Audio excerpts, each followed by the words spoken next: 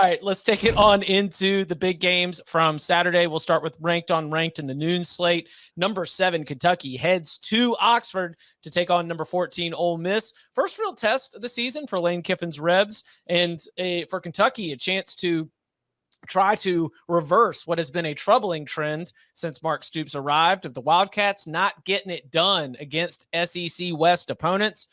Ole Miss finds themselves as 7-point favorites. Anyone got a play in this game? And if not, at least a lean or a thought. You play? I got a play, Bud. Do you have a play? I do have a play, and so does our friend. Oh, the dentist. Yeah, of course. I want to see what the dentist says before I lock anything up. The dentist is feeling himself here lately, guys. Got to say, hold on. I got a lot of texts, so I don't want to say his real name on the air. All right. This is a long one, so we're going to read it off. Honestly, I was a little surprised with the Ole Miss UK line this week. It looks like early money came in on Ole Miss, pushing it all the way to Ole Miss -7. Here are my thoughts for this one. 5 thoughts. The defense for Ole Miss had its first bad showing of the year, giving up over 260 rushing yards to Tulsa and over 450 total yards. That's, by the way, with Davis Brin for Tulsa, the QB, who's pretty damn good, getting knocked out. Number 2, UK is getting their running back. He didn't use the kid's name, Chris Rodriguez, back this week. Number 3, Otis Reese, maybe Ole Miss's best defensive player, certainly their best guy in the secondary, their stud safety, is out this week with a targeting suspension. Number 4, Ole Miss center Warren will try to play, but he is banged up and had to leave the Tulsa game in the third quarter. Number 5, Kiffin was uneasy during the presser on Monday and sounded more concerned than usual. I think this is when he started talking about the fans in the stands, right? To me, this game just feels like a lower scoring game that may come down at the last session. I have a hard time seeing either of those teams score more than 27 points in this game, and I can see either team winning the game. So take the points and the under. UK +7 is his heavier play, and then under 54 is his other play. Tooth emoji, lock emoji, crown emoji. I'm also on the under, so I'm feeling pretty good about it. Yeah. A little dentist agreement. 4 out of 5 dentists agreed that the under 54 in Ole Miss, Kentucky is the way to go. Tom, anything else that you want to add to that analysis? I mean, I do have some concerns about this what's his name that's going to miss the first half of the suspension. But I just think that if you look at these two teams, Kentucky's offense has really not been all that impressive to me. And getting Rodriguez back will probably help, but still just a running back. And I don't put too much of a boost there at that position. And on the other side, like Ole Miss's offense is just different this year from what it has been. Like they are more explosive in the run game than they are in the passing game to this point. And I'm okay with that because the more you're running the ball, the more the clock's running and so on and so forth. So I think this is going to be an interesting game. I really don't like either side of the spread very much, but I do think the total is just a few points too high. So I'm taking the under 54. I agree with you on that. I'm going to hear those children sing. Yeah, let's go. Okay. I think getting Chris Rodriguez back actually could help this under because it might make Kentucky more inclined to run the ball. And Kentucky's offensive line is not getting anybody back, to my knowledge, this week, and they suck. So compared to normal Kentucky standards, but I don't want Big Blue on me, but they're not any good this year. I mean, like Florida's D-line is average as hell, and they gave them plenty of trouble. If you recall, I lost a team total under on Kentucky's offense because they threw Florida threw 2 pick sixes, and they only had 270 yards of total offense. One of these offenses might get right. I'm not really sure which one it will be. I don't think that both get right. And if both don't get right, one's going to have to get really right to go over this total. Ole Miss is not pushing pace quite as much as they were. I think Kentucky's defense is pretty good still, even though I think J.J. Weaver, the D end, is out again. So give me the under. Looking at a pair of ranked on ranked games in the 3:30 p.m. Eastern time slate. First, the SEC on CBS game of the week features number 2, Alabama, traveling to take on number 20, Arkansas. The Crimson Tide are 17-point favorites, over under of 61. Does anybody have a play in this game? Just Chip? Wait, which one? Alabama, Arkansas. Yeah, I do. Okay. Good. A little 2-for-1 special here. I'm going to go with Arkansas plus the 17, and I will be going with the over 61. I think that it is very valid to be concerned about the home road splits for the Alabama Crimson Tide over the last couple of seasons. And I think that there is going to be an opportunity throughout this game for Arkansas to be able to move the ball, which is surprising because Alabama's defense loaded with stars. You always have a lot of respect for it, but I also have a lot of respect for the Razorbacks offense, which contributes to my over 61 as 42-35 a year ago. Bryce Young did throw for 559 yards. A lot of that to Jamison Williams and John Mechie. I think that Ja'Cory Brooks could end up continuing his breakout from the Vanderbilt game and having a good performance against that Arkansas defense, which, as we have discussed many, many times on this podcast, you can get them in terms of the secondary and in terms of the pass defense. So with KJ Jefferson, Rocket Sanders sort of going back and forth with Bryce Young, I see a game that is high scoring, but probably more of a 10 to 14 point Alabama win. So 2-for-1 special. Arkansas plus 17 over 61. Again, I like the cut of your jib, so I'm giving you 17.5 and 60.5. Yeah. Nice. I want one of those. So lock agreement with Chip on the plus 17.5. On 17 Same. and a half. Yeah. Yeah.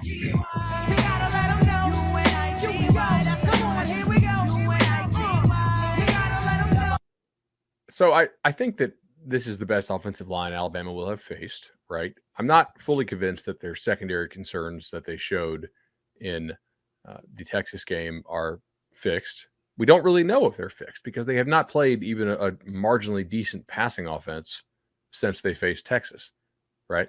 And they didn't look very good against Texas defensively in the back end, especially when Ewers was in there. I do think that this can be a big quarterback rushing day, potentially. A little concerned that Arkansas is one of the guys that rotate playing center might be out, but I don't think that the defense is more injured, right? I think it kind of bottomed as far as all the injury stuff. They're not getting Catalan back. They have Schuler back. So 17.5 is a big number to lay on the road.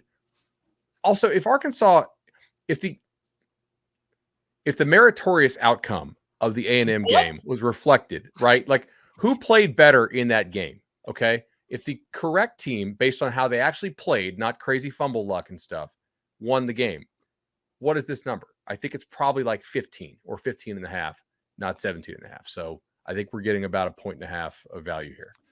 I could not agree more. The thing I was thinking, if that fumble return, scoop and score, whatever you want, handoff, whatever you want to call it, goes the other way, it's 21-7. That game could have been sideways if Texas A&M had to start throwing it the way their offense has been sputtering.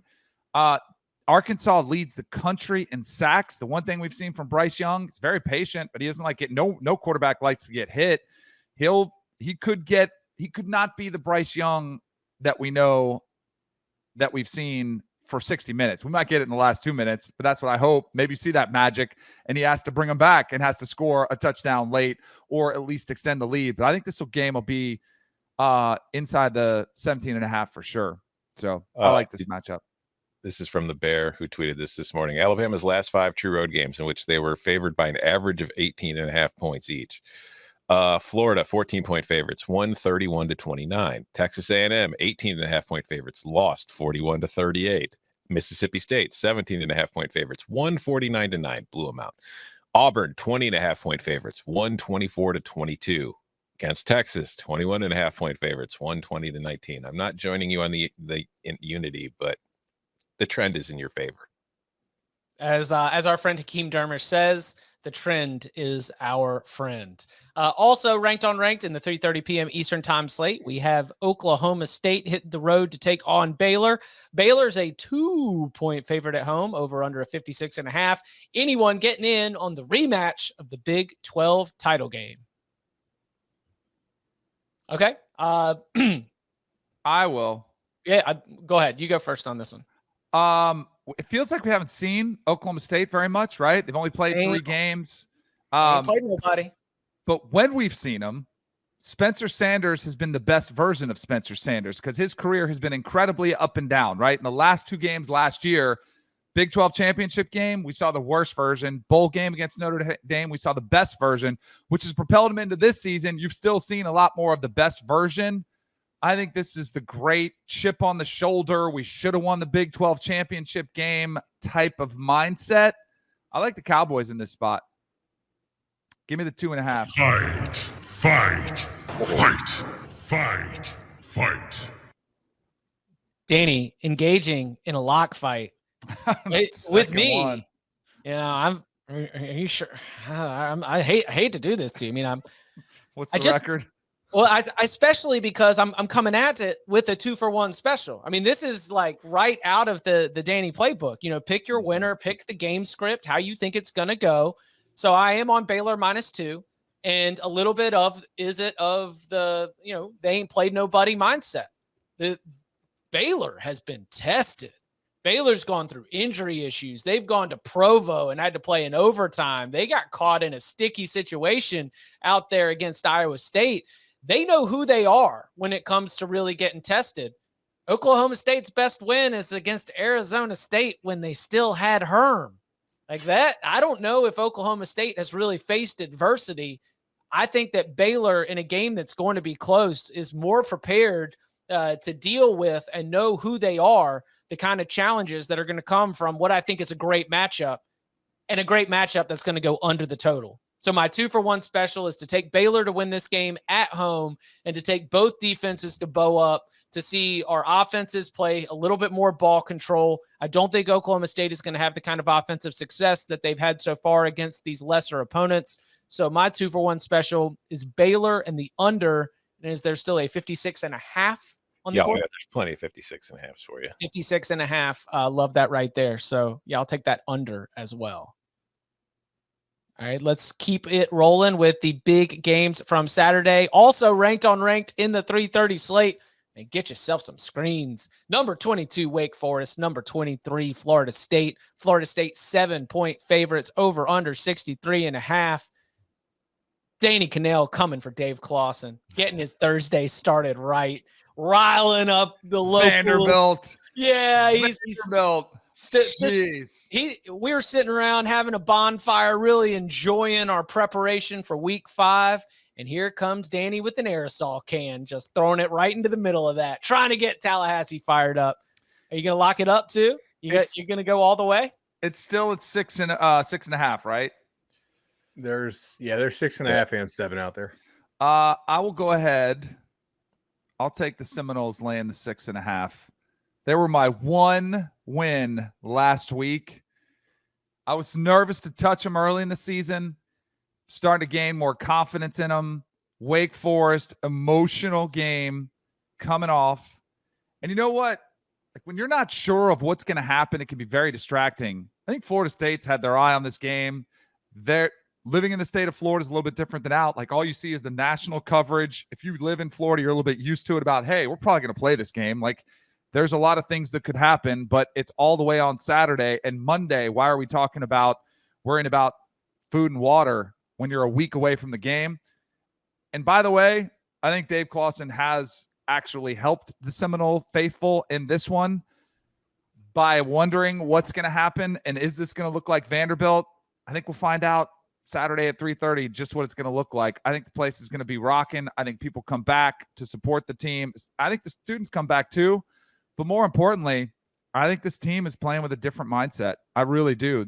We're seeing, it was Johnny Wilson first. Now we're seeing them spread the ball around. They've got depth at receiver, guys that can catch. We've got depth at running back. And as they get healthier and Jordan Travis continues to improve, I really like this Florida State team. So I'll go ahead and take it, lay the 6.5. Are there any 63s out there on this? Let me see. Are you looking to take that over? Yeah. I'm not going to stand in the way of that. That sounds like a very good not play. that I can see. It's actually up to 64 some places. All right, well, give me that 63.5 before it moves anymore. I don't have any confidence in FSU's pass rush. I don't think Wake Forest defense is any good. I think these teams will score on each other in this game and be in the 80s. I don't think the weather's going to be a factor. Who's rushing the passer for FSU, right? Mm-hmm. Like Clemson can now look. Clemson had some major problems in their secondary last week because they didn't have their starters. They were playing a bunch of true freshmen and some true sophomores or redshirt freshmen, and they got mossed. But Wake Forest has the best receiving core in the ACC, I think. So give me the over. And again, like Jordan Travis, when healthy, they have not even had to run him yet. So he'll probably be a little bit healthier this week. I think he will have a good day scoring in this one. And I think they're up and down the field on each other all day. Speaking of those Clemson Tigers in the primetime slate, another ranked on ranked battle in the ACC Atlantic. Number 10 NC State at number 5 Clemson. Clemson a 6.5-point favorite, over under of 43. Anybody getting in on this one? Let me snap up that over right now. This is ridiculous. They had this thing at 40.5. Number one, I don't think that the way I've been looking at my spaghetti charts, the most important thing about this hurricane is making sure that we don't forget about, everybody in the storm's wake. Also, we're continuing to track it to see when is it going to be where. And when is it going to be where? The storm's picked up a lot of speed. This thing is not going to be sitting over Death Valley. It's kind of, going to be taking on moving its business elsewhere. And so I think that we are going to see, especially by Saturday night, more appropriate field conditions, more appropriate game conditions, or at least more, similar to the simulation. And while these are, two defenses, an NC State offense that's very conservative, a Clemson offense that in big games, we always talk about big game Dabo, has been conservative. This number is way, way too low for the two quarterbacks that we've got in play, some of the athletes that we have on the field. I look at this and I just see that this is going to be one where both teams are able to get to 20, 21 or more. And so we're going to end up going over. I don't like you anymore. So the best I'm going to do for you is 42. Okay. Lock agreement. Yeah. Yeah, I mean, I think you need to be playing back against all these over moves that steamed early in the week to the under out of hurricane concerns. Not all of these games are going to have crazy weather. Lock it up.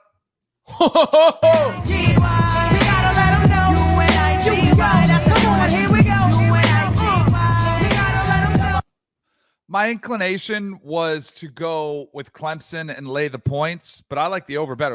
You guys know how I felt about that game for DJU, like what it means for him personally to get off some of those backers. I think you're going to see a more freed up version of him. I think you'll see him continue to operate in this offense very efficiently. I think they'll put up big numbers. And the secondary was really, really bad. The reason I liked Clemson, I'm not going to lock it up, but NC State, I don't know. Devin Leary was the top quarterback coming back. I thought he was going to be spectacular. He's been average against their two better opponents in Texas Tech against East Carolina.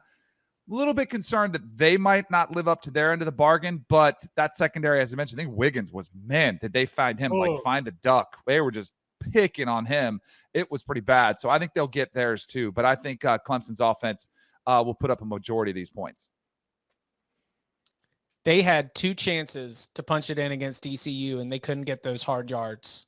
It was chilling, and it was a note that I took, and it hasn't come up again since. But will be very interesting. Again, I'm not going to make a play on the spread because I could easily see this thing being a field goal game. I don't see Clemson losing. I think they end up winning outright. But NC State's a good enough football team that I think that they can keep this close. But both teams will score. We go over.